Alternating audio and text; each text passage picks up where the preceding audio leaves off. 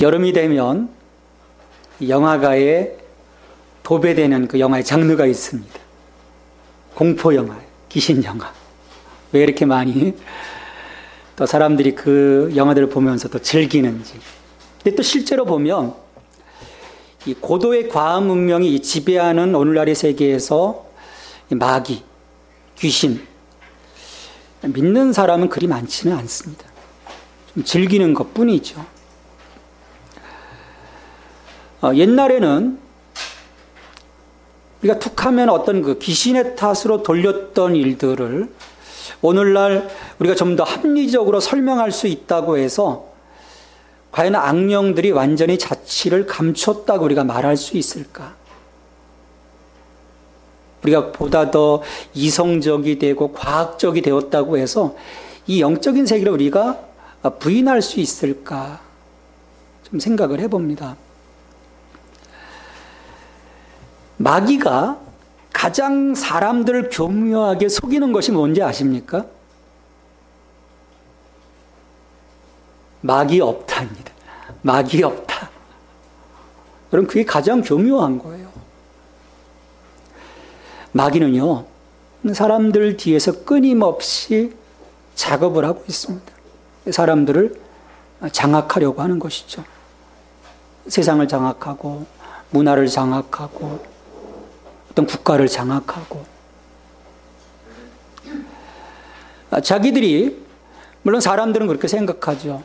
자기들이 주도해 가는 것이라고 생각하지만, 어떤 그 역사의 흐름 속에서 드러나고 있는 것들을 보면, 어둠의 권세가 그 하나님 반대편에서 어떤 그 세상의 흐름을 끌고 가고자 하는 것들을 우리가 감지해낼 수 있어요.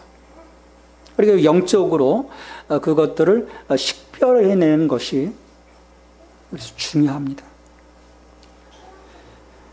그러니까 지금 영적인 세계에서 끊임없이 일어나고 있는 일들을 우리가 우습게 여길 수 없는 이유가 여기에 있는 거예요. 우습게 여겼다간 큰 코 닥치게 되는 것이죠. 물론 여기에 너무 집착해서도 문제가 될 수 있어요. 우리 목회하는 분들 가운데서도 이 귀신론에 너무 집착해서 정말 그 하나님의 구속사의 큰 그림을 보지 못하도록 하는 경우들이 종종 있기 때문입니다. 또 우리 성도들도 마찬가지죠. 그것은 뭐냐면 이미 예수 그리스도 안에서 이 악의 세력은 패배했습니다. 더 이상의 두려움의 대상이 아니라는 거예요. 마태는 마태복음 이 8장에서 예수님의 그 권위, 그 산상수훈에서 드러났던 그 말씀의 권위와 함께 이제 그 삶의 현장에서 그 어떤 각종 질병과 그 어둠의 세력들과 싸워 가시는, 대적해 가시는 그 예수님의 권위를 드러냄으로써 이제 사람들에게 이분이 어떤 분이신지 이제 각인시켜 가고 있습니다. 그러니까 이분이 누구냐? 거기에 대한 이제 답을 주는 거죠. 마태복음 그 28장 27절 이전 이제 풍랑을 잠잠케 하셨던 그 예수님의 모습을 우리가 지지난 시간 함께 말씀을 나누었습니다. 예수님께서 풍랑을 잠잠케 하셨기 때문에 이제 갈릴리 바다 건너편으로 가시려고 했던 그 목적대로 이제 안전하게 배가 가다라 지방이라고 하는 곳에 도착하는 것으로 오늘 말씀이 시작이 됩니다. 근데 같은 그 본문인, 같은 상황을 다루는 이 본문인 이 마가복음이나 누가복음에서는 이 지역을 가다라 지방이 아니라 거라사 지방이라고 하고 있어요. 이 가다라 지방과 이 거라사 지방은 그 갈릴리호수 동남쪽에 위치한 지역으로서 그 이방인들이 거주하는 지역입니다. 이방의 어떤 그 지역인 것이죠. 자, 이 지역을 예수님께서 방문을 하신 거예요. 이방의 지역을 방문하신 것입니다. 근데 이 마을로 들어가는 그 과정에서 예기치 못했던 사건이 일어나게 돼요. 무덤 사이에서 귀신 들린 두 사람이 예수님과 제자들 앞에 뛰쳐나온 것입니다. 여러분, 귀신 들린 것은 일반적으로 우리가 생각하고 있는 정신병과는 다른 것입니다. 저도 어떤 그 치유사역, 어떤 축사사역 속에서 이 부분들을 구별해내는 것이 굉장히 중요하다고 생각을 해요. 정말 이 사람이 귀신 들린 것인지, 어떤 그 어둠의 권세, 귀신 가운데 장악되고 있는 것인지, 단순히 어떤 정신병적인 것인지, 대처하는 것이 다르기 때문이죠. 근데 오늘 이 두 사람은 귀신 들렸다라고 이야기를 합니다. 그리고 이들이 거주하고 있는 이 무덤은 사람들이 부정하게 여기는 곳이에요. 그래서 가기에 꺼려한 곳이기에 이 귀신 들린 자가 은신하기에는 적당한 장소였던 것이죠.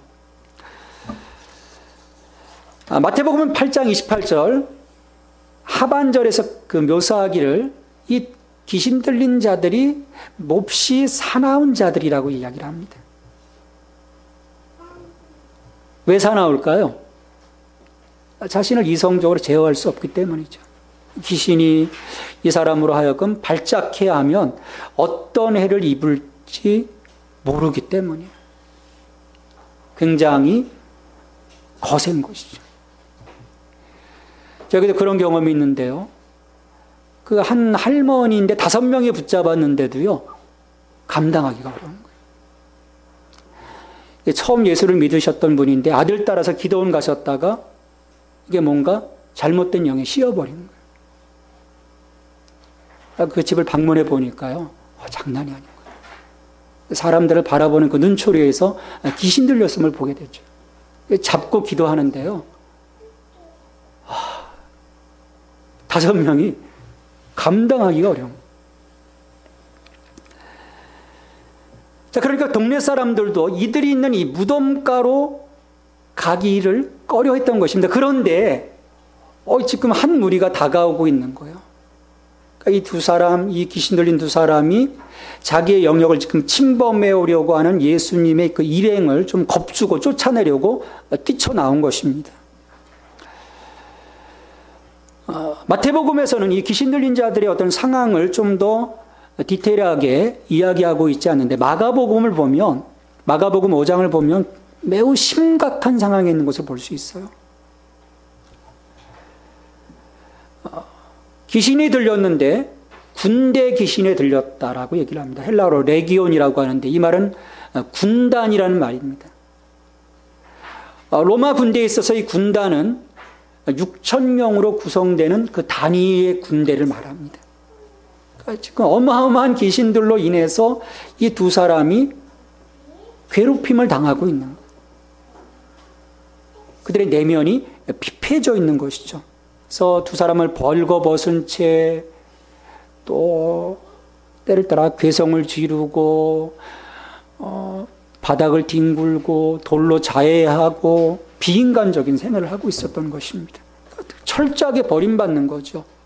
아마도 스스로도 자기 자신을 포기했을 겁니다. 어떤 희망도 그에게 없었을 거예요. 이것이 귀신에 사로잡힌 한 인간의 그 모습, 성경이 보여주는 인간의 모습입니다.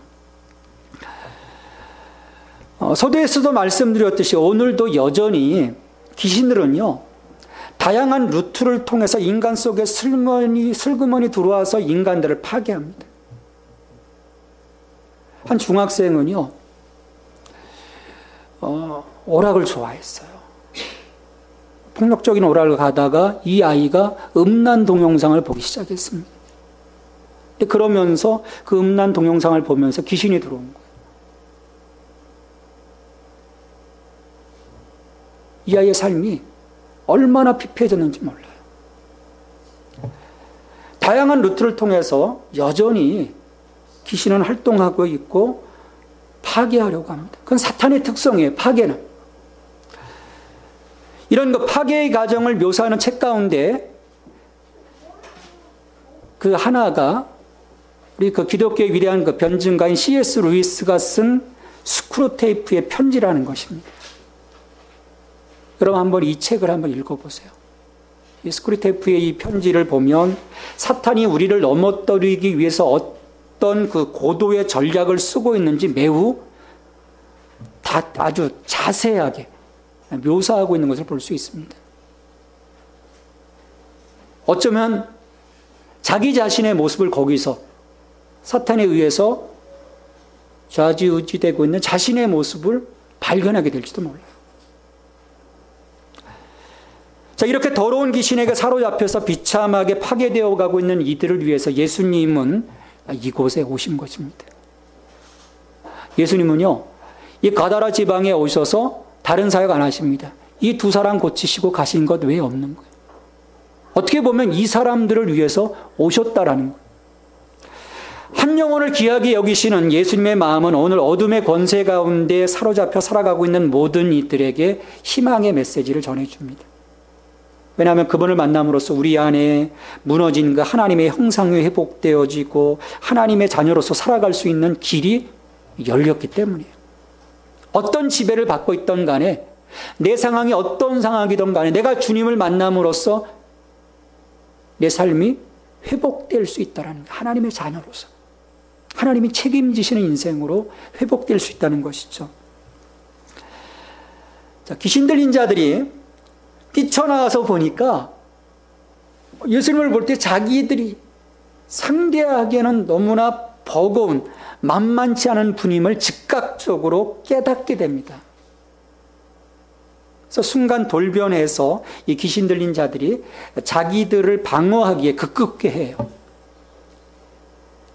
하나님의 아들이요, 우리가 당신과 무슨 상관이 있나이까. 자기들을 괴롭히지 말라는 거예요. 어떤 근거로 해서 괴롭히지 말라고 얘기하냐면 아직 자기들이 물러날 때가 아니라는 거예요. 때가 이르기 전에 우리를 괴롭게 하려고 여기에 오셨나이까. 아직 당신 때가 아닌데 왜 와서 우리를 괴롭게 하느냐, 그런 것이죠. 아직 우리 망하려면 멀었습니다. 좀 그냥 조용히 가주세요. 그런 의미겠죠. 그런데 이들의 말 속에서 우리는 굉장한 사실을 듣게 됩니다. 마태복음 8장 27절에서 이 풍랑을 잠잠케 하셨던 그 예수님을 보면서 사람들이 그런 질문을 던져요. 이가 어떤 사람이기에 바람과 바다도 순종하는가?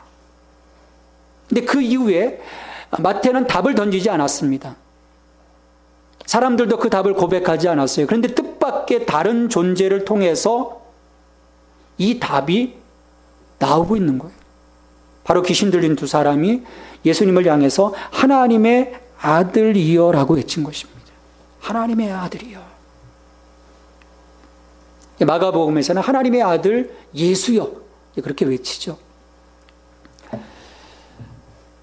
여러분, 이 고백은 예수님을 향한 진실된 믿음의 고백은 아닙니다. 자신들의 능력으로 더 이상 맞설 수 없고 결국은 예수님에 의해 쫓겨날 수밖에 없음을 깨닫고 단지 그 다음 자신들이 활동할 거처에 대해서 예수님과 협성하고자 하는 그 시도에서 비롯된 고백일 뿐이에요. 그러면 어떤 고백이라는 겁니까? 자기 유익을 위한 고백일 뿐이라는 거예요. 요거에 지나가면 이 고백은 의미가 없는 거예요. 종종 우리들도 마음과는 다른 고백을 할 때가 있습니다. 실제는 그렇지 않은데 입 바른 소리로 고백할 때가 참 많거든요. 사람들을 향해서도 그럴 때가 있지 않습니까?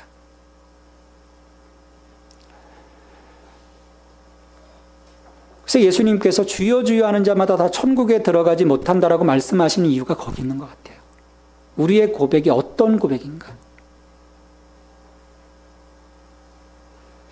어쨌든 이런 고백을 통해서도 우리는 예수님이 누구이신지를 듣게 되는 거예요. 야, 귀신들조차도 하나님의 아들이심을 보게 되는구나.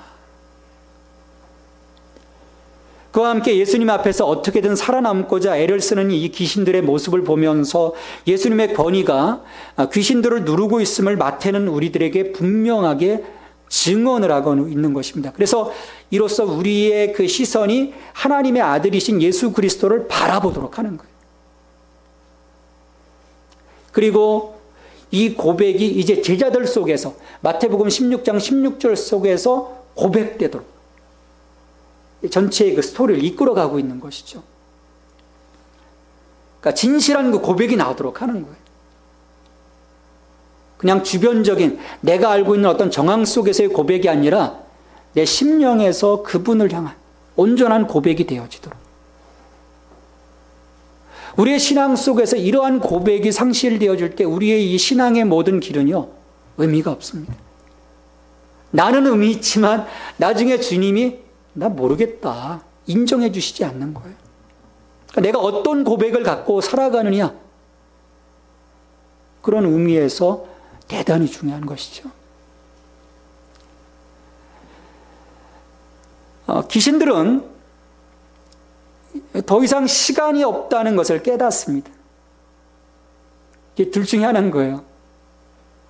나가든지 대적하다 깨지든지. 만일 우리들을 쫓아내시려면 돼지떼에 들여보내주소서라고 간청을 해요. 옆에 돼지떼가 방목되고 있는 것을 본 것이죠. 예수님께서 귀신에게 가라 명하십니다. 가라! 이 한마디의 예수님의 명령은 귀신들에 대한 예수님의 권세가 어느 정도인지를 보여주는 거예요.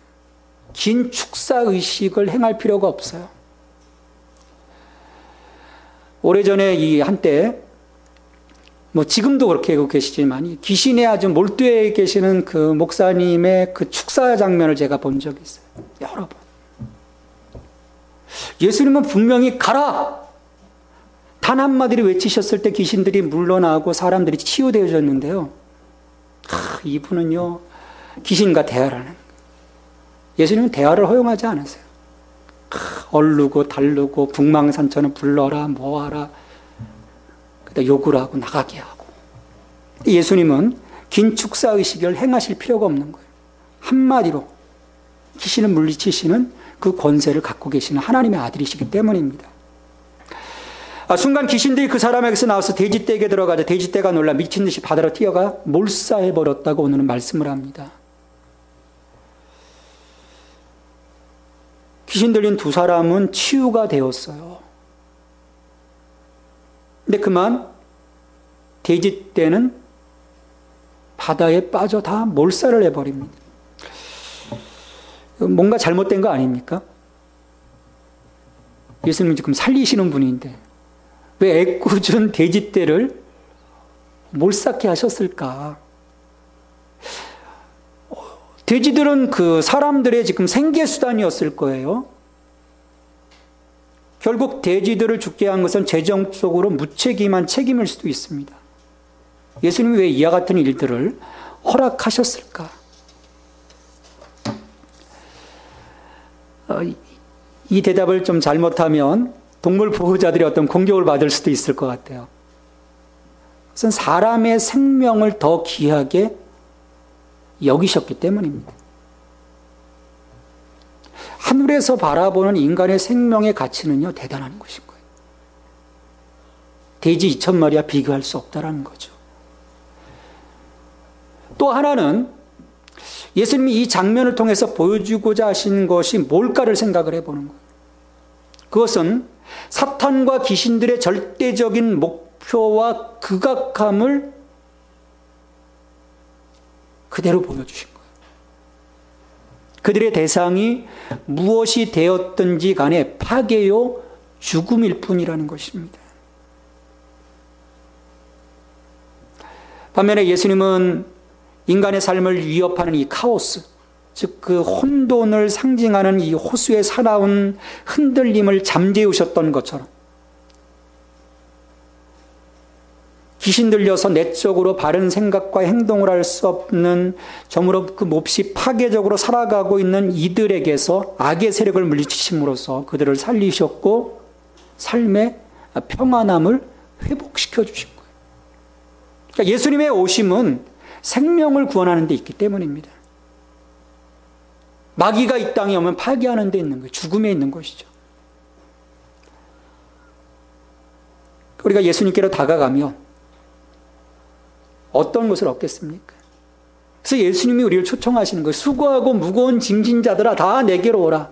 수고하고 무거운 짐짐으로써 파괴되어진 그 삶의 그 모습들을 가지고 내게로 오라는 거예요. 내가 내게 힘을 주겠다.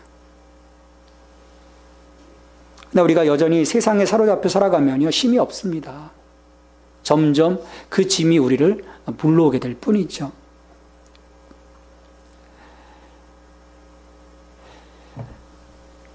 얼마나 좋은 일입니까? 지금 사람이 살아났어요.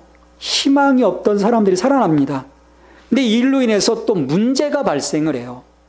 이 사건을 지켜보았고 들었던 가다라 지방의 많은 사람들이 두려움에 빠진 것입니다. 왜 두려움에 빠졌을까? 그럼 왜 두려움에 빠졌을까, 이 사람들이? 지금 좋은 일 아닙니까? 사람이 살아났는데. 우리가 성경을 보면 예수님의 권위에 직면한 모든 사람들이 그분에 대해서 믿음과 충성으로 다가오지는 않아요. 어떻게 합니까? 거부하든지 순종하든지 극과 극의 선택을 하게 돼요. 어떤 이들은 우리가 이 8장에서 보면 그 세 가지 모습을 보게 돼요. 어떤 이들은 혼합된 동기를 가지고 예수님께 나왔다가 그를 따르는 것이 안락한 삶에 도리어 위협이 됨을 발견하게 됩니다. 이야, 예수님 따라갔다는 누울 자리도 없다고 하는데 내 삶의 안락함이 깨어지는 거 아닐까, 그런 두려움에 사로잡히게 돼요. 또 다른 이들은 이중적인 충성, 하나님도 섬겨보고 또 세상도 섬겨보고자 하는 어떤 이중적인 충성을 갖고 나왔다가 예수님에 대한 이 헌신이 사회적이고 공동체적인 관계를 위협함을 보게 됩니다. 예수님 버리라고 하거든요. 다 두고 떠나라고 말씀하시거든요. 야, 너 부인하고 네 십자가 지고 나를 쫓아. 그러다 보니까 자기의 딴에서 볼 때는 사회적이고 어떤 그 관계적인 부분들이 다 깨어질 위험에 놓일 수 있다는 어떤 두려움에 쌓이게 되는 거예요. 또 다른 사람들은 개인적인 일상의 자리에 예수님을 모시게 됨으로써 그들의 삶에 닥쳐올 손해를 두려워하곤 합니다. 가다라 지방의 사람들의 모습인 거예요. 결국 두려움으로 인해서 주님을 거부하게 됩니다. 주판을 탁 튕겨보면 예스가 아닌 거예요. 노.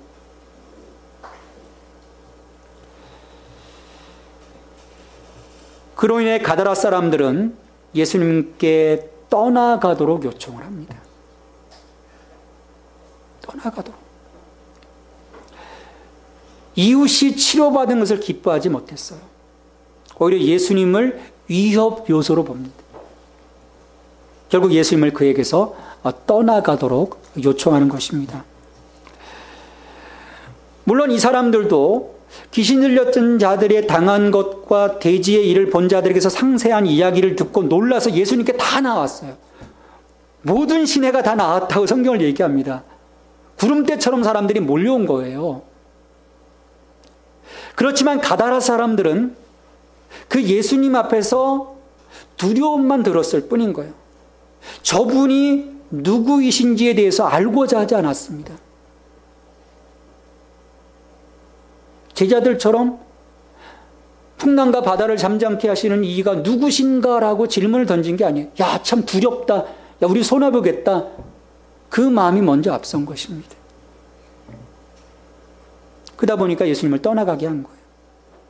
야, 명령을 예수님이 더 치유하시면 이 지역이 다 거덜나겠다라고 하는 그런 생각이 들었다는 거죠.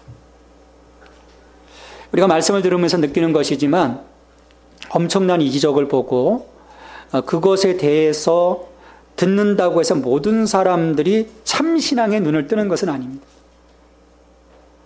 그래서 예수님이 누가복음 16장에서 그런 말씀을 하세요. 야, 사람이 살아나도 말씀을 통해서 인격적으로 예수님을 그 말씀이신 예수 그리스도를 우리가 듣지 못한다면 믿지 못한다는 거예요. 이적 가지고 사람들이 믿지 않는다는 거예요.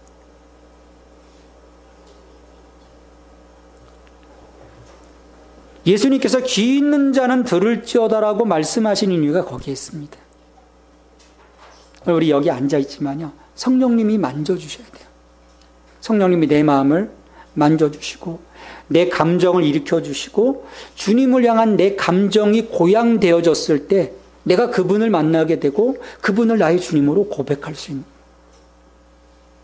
이 머리, 이 생각, 보는 것만으로 내가 주님을 고백할 수 없다는 거예요. 준비되지 못한 영혼들, 그래서 여전히 세상 유익에 마음의 우선순위를 두고 있는 자들은 그 어떤 것을 보여주고 들려주어도 이 자신이 잡고 있는 것을 잃고 싶지 않은 그런 그 마음이 더 강함으로 거부하게 되는 거예요. 그러니까 내가 주님을 보고 주님을 고백하려고 하려면 어떻게 해야 되겠습니까? 붙잡고 있는 내 삶의 우선순위들을 내려놓을 수 있어야 돼요. 그래야 내가 보게 되고, 그래야 내가 듣게 되고, 그래야 내가 주님을, 아, 그렇군요, 나의 주님이시군요, 영접할 수가 있습니다. 가다라 지방의 사람들은 그 믿음의 모습이 없었던 거예요. 그분을 선택할 수가 없는 거죠. 하늘에서 바라보는 인간의 생명의 가치는 값을 헤아릴 수 없습니다. 그럼에도 불구하고 우리가 혹시 가다라 사람들처럼 돈이 되는 수많은 돼지떼를 아까워하고 있지는 않는지. 이것은 바로 이웃보다 값비싼 돼지에 더 많은 관심을 가졌던 무리들의 탐욕입니다. 탐욕은요, 사람들의 마음을 자극시켜서 예수님에게 그 지방에서 떠나가시도록 간구하게 만들었습니다. 그럼 결국 이 탐욕은 누가 주었다는 것입니까? 마귀가 준 거. 그러니까 예수님을 거부하고 있는 이 무리들의 탐욕과 예수님 앞에서 드러난 그들의 그 불안감은 그들도 사실상 마귀의 지배 아래에 있음을, 그들의 하수인에 불과할 뿐임을 보여주는 증거가 됩니다. 자기들은 아니라고 하지만, 우리가 어떤 경제적인 위협의 요소 때문에, 내 생활의 위협의 요소 때문에 내가 주님을 떠나보냈다라고 하지만 그 배후에는 인간의 탐욕을 자극해 함으로 우리의 것을 내려놓게 하시는, 자기를 부인하고 자신의 십자가를 지고 따르도록 요구하시는 예수님의 말씀하심에 노라고 하도록 마귀는 조장하는 것입니다. 이 굴레에서 벗어나는 것이 쉽지가 않아요. 우리는 이것을 끊어내야 합니다. 그래야 우리가 살 수 있는 거예요. 무리들이 간곡하게 떠날 것을 요청하였을 때 예수님은 곧바로 배를 타나 다시금 가버나움으로 돌아오십니다. 모든 능력을 보여주셨음에도 불구하고 예수님을 영접하기보다는 오히려 치유로 인해서 발생한 손실을 바라보는 무리들에게서 예수님은 자기 자신을 강요하지 않으셨어요. 예수님이 이후로 가다라 지방을 가셨을까요? 안 가셨을까요, 여러분? 안 가셨어요. 물론 마가복음에 보면 이 치유받은 사람들을 거기에 심어 넣습니다. 예수님이 따라오고자 할 때 이들 가서 증거하라고 말씀하세요. 아마 그 사람들을 통해서 몇몇 사람들이 구원받았을는지는 모르겠지만 수많은 사람들이 구원받지 못했을 거예요. 자, 여기서 우리가 궁금증이 하나가 생겨요. 그럼 귀신들은 어떻게 되었을까? 이 사람들 낳고 돼지태는 몰살인데 그런 귀신은 어떻게 되었을까? 여러분, 어떻게 되었을 것 같아요? 군대 귀신은 어떻게 되었을까요? 멸망하지 않았어요. 십자가의 승리를 통해서 사탄을 예수님께서 이기셨지만 사탄과 그 무리들인 귀신들의 완전한 종말은 언제 이루어집니까? 마지막 때. 하나님의 그 심판 가운데 무저갱이에 이제 갇히게 되죠. 그때까지 구석구석에서 그들의 힘을 과시하며 우리를 사로잡고자 애를 쓸 것입니다. 그래서 마귀에게 틈을 주지 말라고 말씀하세요. 마귀를 대적하라고 말씀하십니다. 승리가 선언됐지만 끊임없이 그 잔존 세력들이 있지 않습니까? 전쟁에서 진 이후에도 패잔병들 남아가지고 빨치산에서 그 사람들을 괴롭혔던 것처럼 끊임없이 우리를 공격하고 있는 거예요. 이 스크류테이프의 편지에서 드러난 이 마귀들의 활약상이 지금도 곳곳에서 이루어지고 있습니다. 결국 이들에게 농락당하고 있는 자들이 있다는 거예요. 내가 그런 자들이 되지 말아야 한다는 것입니다. 예수님의 오심은 하나님의 나라의 도래를 의미합니다.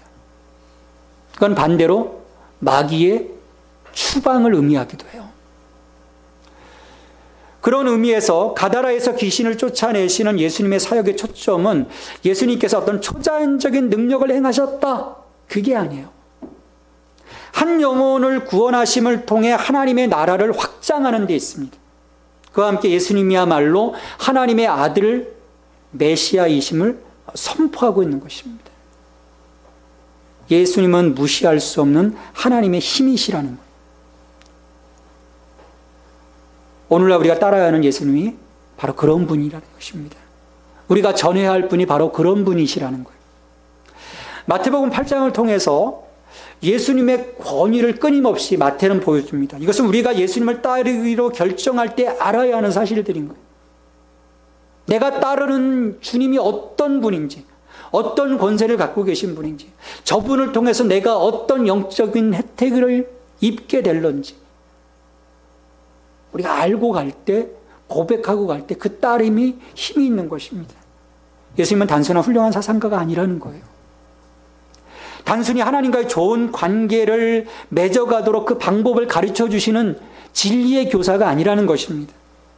물리적인 세계에서든 비물리적인 세계에서든 우리가 경험하는 모든 것에 대해 하늘의 권세를 갖고 계신 하나님의 아들이시라는 것. 모든 상황을 풀어가실 수 있는 분, 바다도 잠잠케 하시고 질병도 고치시고 우리 내면의 세계도 고쳐주시고 어둠의 질서도 다시금 새롭게 해주시는 하나님의 아들이시라는 것. 그러기에 이 가다라 지방의 사람들처럼 내 안에 고집과 아집으로 또는 두려움으로 인해서 그냥 나를 혼자 두고 가시라고 하는 그런 그 어리석음을 우리 안에서 버리라는 것입니다. 그래서 종종 그렇지 않습니까? 어떤 좀 귀찮아지면 나 혼자 둬. 그러지 말라는 거예요. 주님 앞에서는.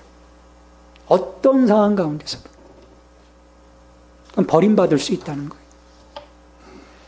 예수님은 우리가 전적으로 신뢰하고 따라야 하는 하나님의 아들이십니다.